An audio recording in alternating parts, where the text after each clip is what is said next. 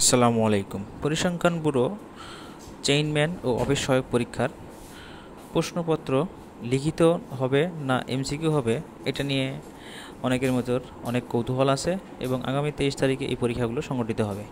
চলুন আমরা এটা দেখে নিই যে এখানে চেইনম্যান ও অফিস সহায়ক পরীক্ষাগুলোর অ্যাডমিট কার্ডগুলো দেখে নিই।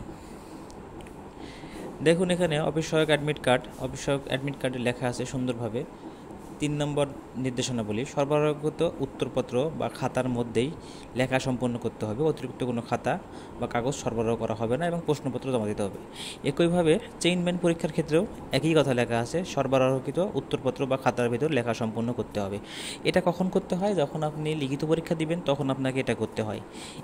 আবার এখানে সেন্টার দেখুন, পরীক্ষাতে 20,891 জন আছে চেইনম্যান এবং পরীক্ষার্থী অফিস সহায়ক পরীক্ষায় আছে 14,234 জন। তো এগুলো একটা শর্ট কম প্রতিযোগী।